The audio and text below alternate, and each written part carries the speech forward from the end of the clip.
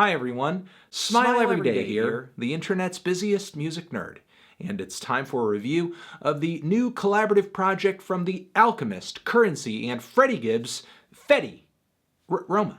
This is a new mini collaborative album from all of the people whose names I just said. Indiana's own GANGSTA Gibbs, and quite possibly the most stoned man in New Orleans, Curren, rapping over a fresh batch of Alchemist beats. Now, despite having featured on a few tracks with Curren already at this point, even one that has production from The Alchemist on it, on the Covert Coup EP, this is not a collabo, this is not a crossover that I really saw coming. And for a few different reasons: the respective styles of each artist here, the relevancy, the versatility, what I see as, I guess, a relative talent gap. No question, Curren is known for having a pretty cold-blooded flow. It's a little monotone. He's got some pretty slick rhymes too, but consistently over the years I have found a lot of his projects, even some of his best ones, Pilot Talk 2, to be a little lacking. It's been almost 10 years of one project after another from Curren,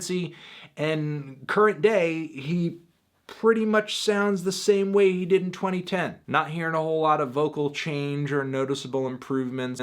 Meanwhile, with Freddie Gibbs, if you compare earlier projects like Midwest Gangsta Box Frame Cadillac Music to one of his more recent projects, it's almost night and day. Back in the 2000s, Freddie Gibbs very much sounded like a product of the Bling era with a huge Tupac influence. Now, of course, for anybody who's been listening to Freddie Gibbs for a long time, his influences and his roots are still very much there present day, but it sounds like over the years he's matured and changed quite a bit. If we're talking artistic evolution, there's really no contest here. On top of it, he's far more versatile and animated. Also, how many rappers have a piñata in them?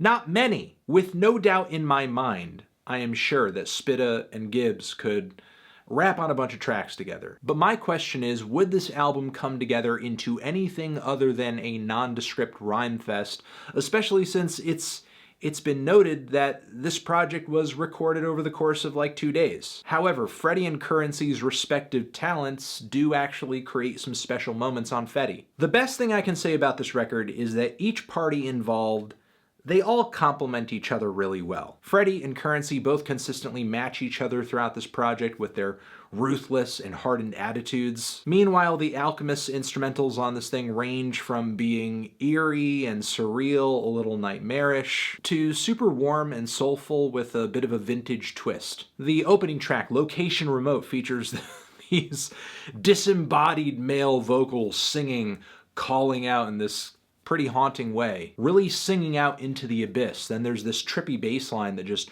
rings out. It's like something out of the start of a synth prog odyssey. Curren kicks the song off, sounding a little more ruthless than usual. East Side, Laboratory Coats, Testing the Dope, I'm in a Location Remote, Ivory Coast, trying to get as high as I can go, the glass ceiling broke. Kind of shifting narrative from just being this typical everyday stoner to actually being like a drug kingpin, which lyrically and topically is a bit more Freddie's lane, but if it adds to the cohesion of the album, I'm for it. Because on some tracks here, Curren does come off a bit darker, a bit more criminal than he usually does. Freddie's verse that comes after this is absolutely brutal. I love this spot where he says, "We're taping mamas up, we're filling them llamas up," making statements, they Manafort Papadopoulos, that's a pretty great rhyme there. Trump sweating bullets on Diet Coke sniffing powder up, and if he build the wall, we gonna bring that dope underground with us. This track and many others on here, they are merciless, they are sharp, they are witty. There are no poppy bells and whistles surrounding these tracks either. There's a bit of an instrumental intro, maybe with a vocal snippet or something. There's a verse, an instrumental break, the next verse, and then there's like an outro. It's just bars on bars on bars on bars on bars on bars. The highlights on this thing continue with the cocaine-inspired The Blow. Freddie drops quite a few standout lines on this one, most notably, "About to take a trip, got coke and dope on my grocery list, oxycodone pack. I be switching rackets like Djokovic," which is easily one of the best tennis references in a hip-hop song in 2018. Curren shines on the track New Thangs, where he says bars like, "Pulled up in a what's this, came back in a what's that. I'm in a suite, in a Westin, in a notebook sketchin', New designs for the season, Fashion Week, we gonna sneak 'em. Also, Freddie Gibbs mirrors that bar with his own reference to the Weston in his verse, so it is nice to hear that him and Currency on a lot of these tracks, pretty much on all these tracks, they're on the same page. Meanwhile, the track Saturday Night Special sounds trippy, surreal, and again, nightmarish. I'll use that word again. And, you know, I'm sorry to Currency on this track, but it's really the Alchemist production that truly steals the show on this cut. The drony, ethereal, and hypnotic instrumental on this thing is gorgeous. So given the brevity of this project and I guess its creative process, of course there was going to be a point at which it faltered. There is the song Now and Later Gators, which is the first solo cut on the album. Freddie Gibbs just kind of embarks on a lone mission here to sing very badly over some vintage R&B bass, glamorous pianos, and vocal samples. It sounds like something that would have been like a leftover joke from his last Freddie project, but instead he's just sort of thrown it on here. If he was gonna have a solo track on this thing, I would have much preferred Willie Lloyd, even though that track doesn't really have all that much structure to it. The eerie guitar arpeggios and the relentless flows on that song are actually pretty exciting. There are a few moments on the track where Freddie drops some of his best bars here, and on top of it, his voice just sounds like it is about to crack.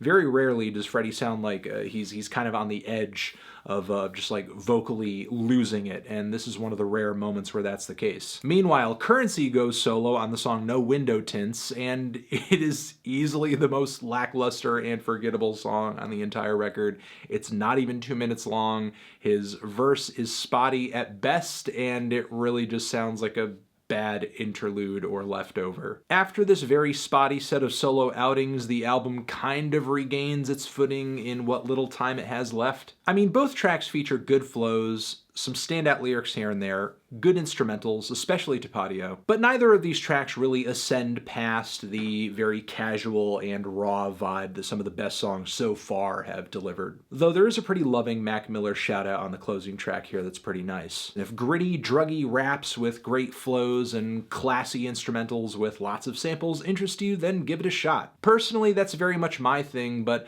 I still kind of attribute the success of this project in part to how short it is. I think Currency and Freddie don't really give themselves an opportunity to overstay their welcome or put themselves in a position where they have to change it up or do anything different or challenge themselves as a collaborative to really go above and beyond. Because again, this thing was recorded in a couple days, and in a way it sort of sounds like it. And it's only a tribute to how solid Freddie and Currency are as rappers and lyricists that this thing is as good as it is despite its short recording time. Because all in all, this thing is pretty good. It's an interesting crossover, and I would say to a degree, Freddie and Currency do bring a little bit of the best out of each other, though I would still hope that both artists still show more potential going forward. I'm feeling a strong 6 to a light 7 on this thing. Transition, have you given this record a listen? Did you love it? Did you hate it? What would you rate it? You're the best, you're the best. What should I review next? Hit the like if you like, please subscribe, and please don't cry. Hit the bell as well. Over here next to my head is another video that you can check out. Hit that up or the link to subscribe to the channel. Anthony Fantano, Fetti, Currency, Freddie Gibbs, Alchemist, forever.